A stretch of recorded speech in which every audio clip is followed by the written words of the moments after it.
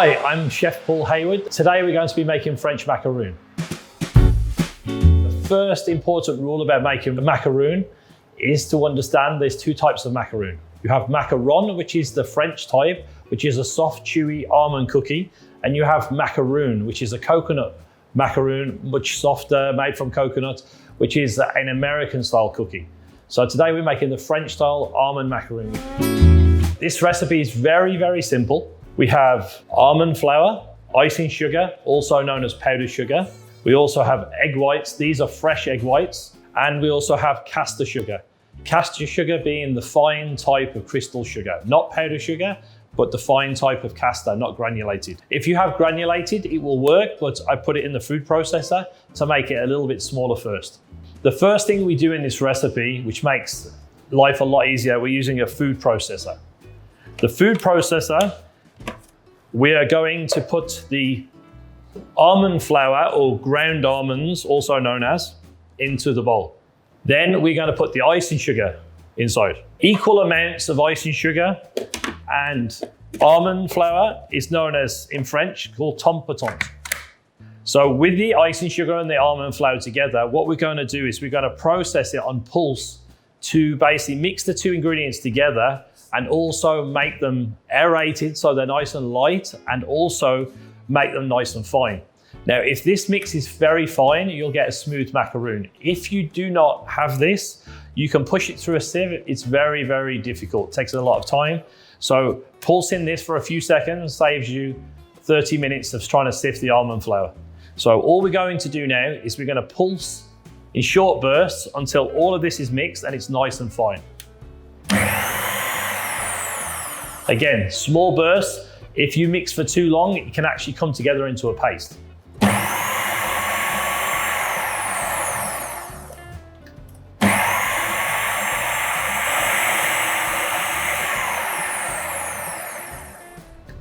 So now it's all nicely mixed and it's all nice and fine. Now this skips out the section where we have to sift the ingredients.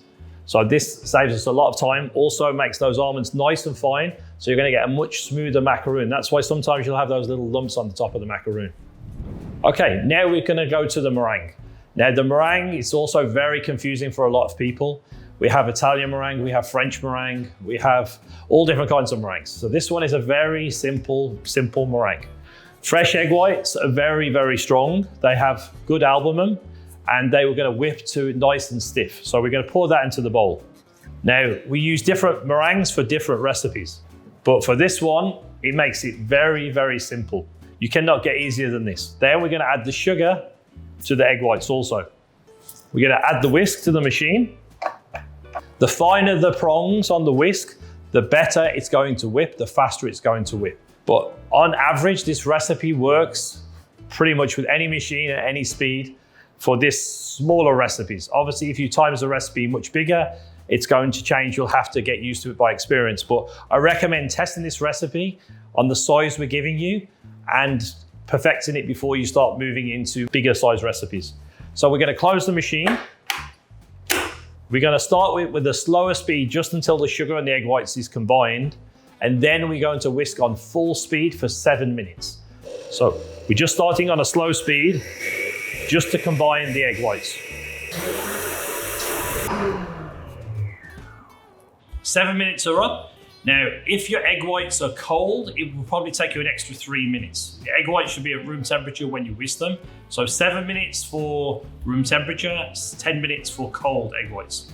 Now the meringue is ready. What we're going to do now is going to add the color white still on the machine. Okay, so we're going to turn it on slow speed. I'm using a pink food coloring today, and this is a gel-based color. The gel-based color is a very concentrated color, and it's fat-based. So it's important to add the color at the very end, otherwise your meringue will collapse. So do not add it at the beginning, add it at the end. So we're just going to add the color to your desired color. My suggestion, if you're doing big recipes, you can weigh the food coloring, but we're going to just count the drops.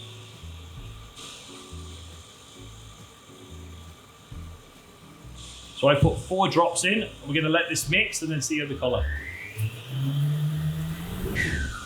Okay, so the color is added. You can either do this on the machine, it's much easier, or you can actually do it with a a rubber spatula separately, and you can also add it that way. With the gel color, it's good because the color will stay even after baking.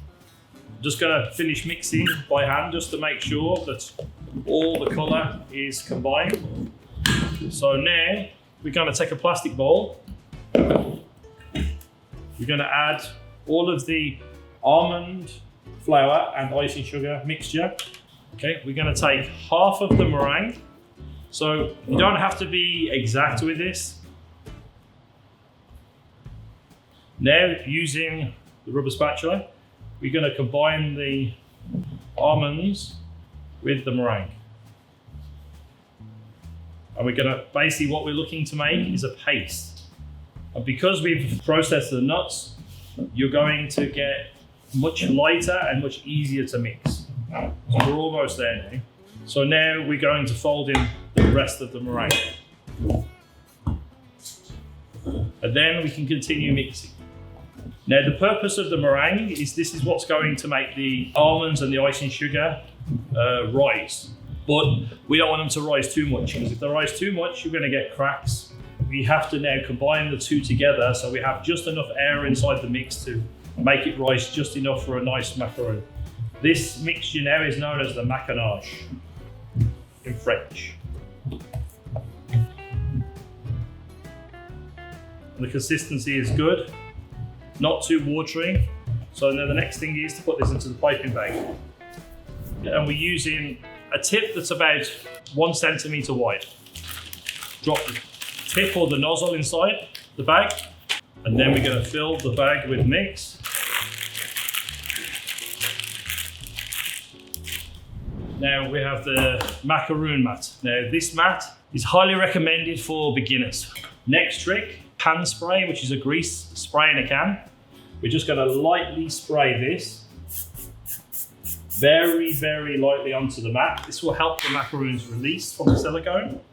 So we're going to just take the bag, hold it with your left hand at the top, your right hand at the bottom. And then what we're going to do is hold it about 1 centimeter, and we're going to squeeze with my right hand. So we're going to place 1 centimeter, squeeze, stop, and take away. Squeeze, stop, take away. You want to make sure you're piping straight down and evenly in the middle, so the macaron will spread into that perfect circle. Squeeze, stop, pull away. So this is the macarons piped. Now the other thing you can do, just take your hand underneath the tray and tap like this, or some people just prefer on the table. This is just to help the macaron spread out. Now the next step with the macaron is we need to leave them to skin. They need to form a skin on the outside, so when you touch, your finger will not stick to it. This varies depending on your country, the temperature, the humidity in the room. Some places with high humidity, it takes a long time, up to an hour or 2 hours. Other places where you have a very dry heat, it can be ready in 5 minutes. So this is something you have to start with. I would start with 15 minutes and then touch. If your finger sticks, then carry on. The reason for this will create a shell. So when it cooks, the only place it can go is the macaron could rise up. So this is going to create a foot around the macaron, and this is going to try and create you a nice, chewy, even-sized macaron. Okay, so it's been about 15 to 20 minutes. The macarons has now formed the skin, and the way you test is just touch the top and it doesn't stick, and you'll see a slight indent into the macaron.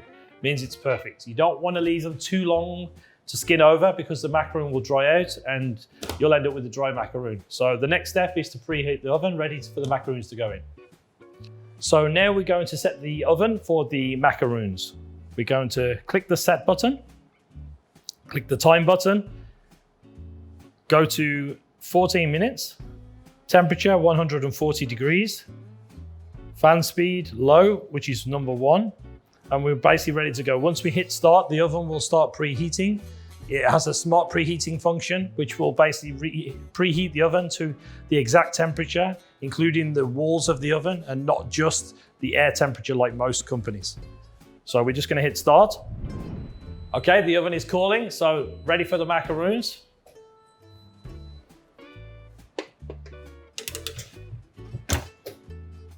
With the timer preset already and the temperature, The oven basically automatically cooks, so when it's ready, it will alert us and then the door will open automatically.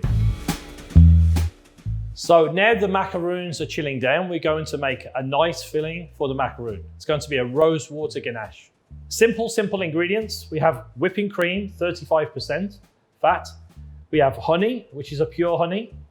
We have rose water and we have white chocolate. Now the white chocolate needs to have cocoa butter, real white chocolate. So check your label, make sure it has cocoa butter, not vegetable fat in there.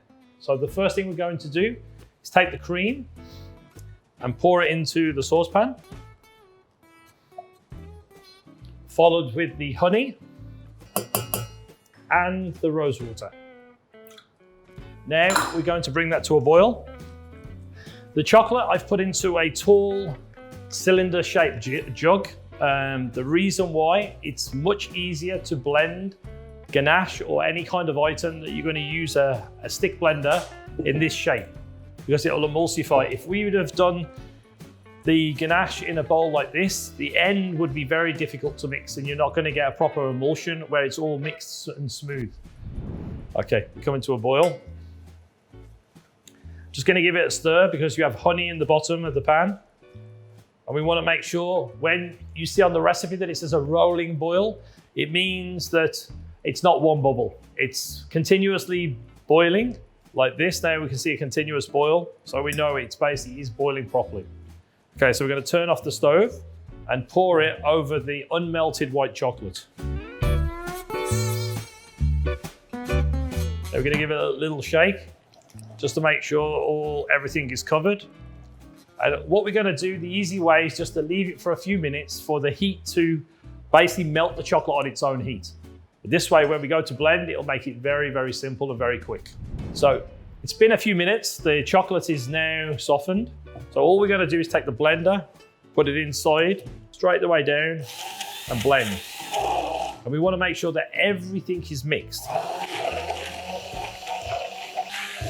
So I'm going up and down, side to side, all the way around, making sure that everything is mixed. Now at this point, the ganache is ready. If you wish, we can add color. So we've got some pink gel color. We're just going to add 2 drops. So the ganache is all blended and the color is added, so it's nice, a light pink, not too strong. We're going to pour it into a dish or a bowl.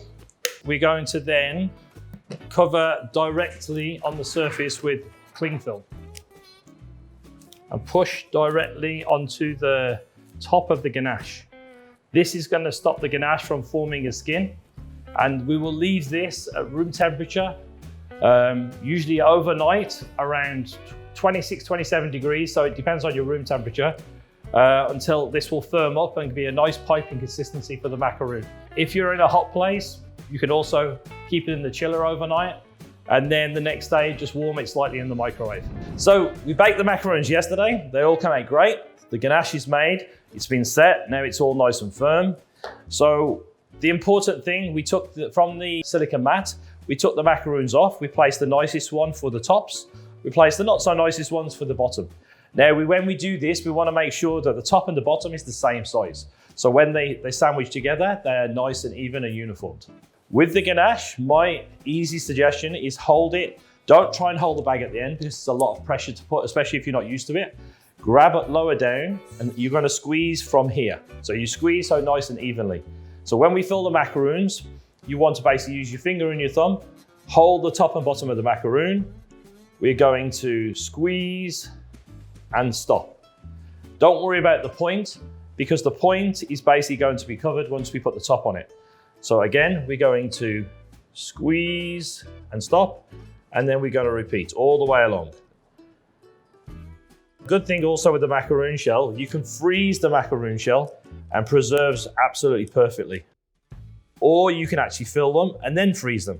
And also the shelf life is very, very good. When you're going to serve them, just make sure that you defrost if they're filled in the chiller and then basically go to room temperature. Otherwise you'll get condensation and it'll become very, very wet. When we freeze the macaroon and defrost it, the macaroon will become very, very shiny. So a lot of people are a bit concerned that the macaroon's not shiny. That's because when it comes out the oven first, it'll have a flatter colour and look to it. So the macaroons are all filled. Now the trick to filling, we place the top onto the bottom, and then we take both sides and we twist. So we will put the top on the bottom and we will twist until the ganache comes to the edge of the macaroon. Another fun thing to do is to make multiple flavors of the macaroon. So you can have a different color on the top to a different color on the bottom. We can even put a hidden filling inside the ganache. For instance, we can put jam inside or chocolate chips or nuts or different things like this. Even just using things like store-bought items like peanut butter, and you can make yourself almost like a Snickers. If you just push down, it's very, very difficult. But if you twist, it makes it very, very easy. Practice makes perfect. If you follow this recipe and the simple steps and using the BAKERLUX Shop.Pro Master, you're going to get perfect results every time. Even cooking, everything the same size, same color, amazing consistency. Put these into a nice little storage container, put them in a box. You can keep in the freezer for many, many weeks. So there we have beautiful macaroons baked in the UNOX BAKERLUX Shop.Pro Master. Cooked perfectly, filled with a rosewater ganache. Enjoy.